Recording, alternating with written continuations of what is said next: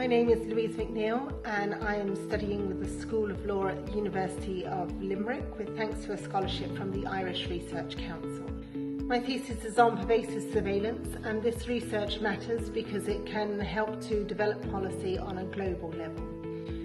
My research explores the history of surveillance, which can be traced back over 5,000 years to the use of vantage points in castles overseeing cities, rivers or trade routes. The dominating force of the castle was also fortified with legislation controlling populations. This developed into methods of social reordering during colonialism, infringing the freedoms of some to create a social order that was deemed acceptable to the powerful. My research examines surveillance expanding into techniques of containment, enhancing disease control with the spread of the plague across Europe, leading to strict curfews and quarantines.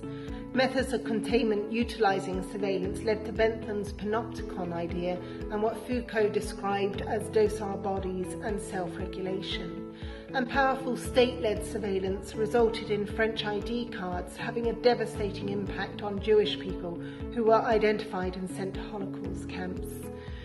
My research includes a discourse analysis of books and newspapers since the 1750s, demonstrating the historically situated and continually evolving use of the word surveillance.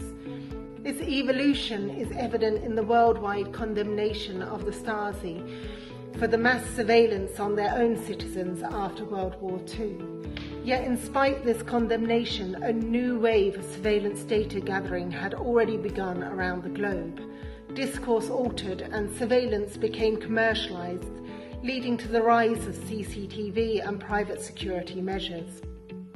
My research identifies that technological advancements dramatically altered the dynamics of surveillance into a pervasive silence, creating a super panopticon of data footprints.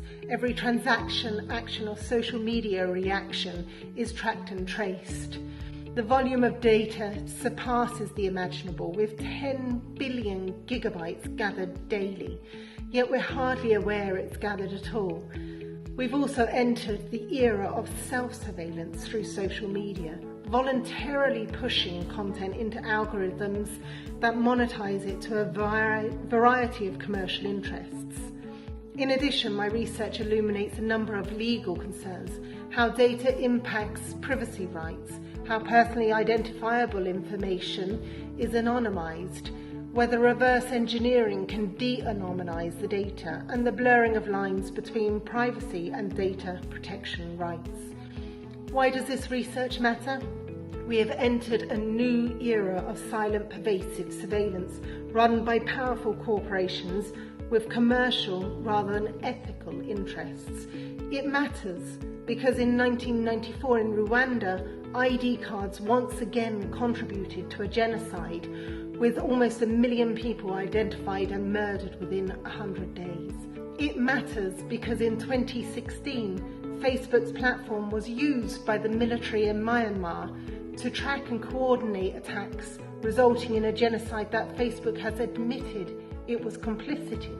It matters because there was an illegal mass collation of data by Cambridge Analytica, which allowed political manipulation undermining democracies with relatively little consequence for the people or corporations involved. It matters because now we face a new threat, a new plague that requires intensive containment to prevent the spread of disease. Can we learn from our history? Can we utilise surveillance as an effective disease containment tool?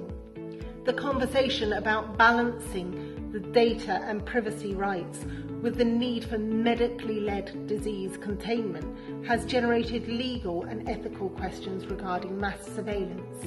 The impacts I hope my research will make is to disseminate the development of surveillance, raise awareness and educate the public regarding its evolution, and challenge the legal status quo, informing future policy development by contributing to the multidisciplinary field of academic research on the topic of surveillance. Thank you for listening.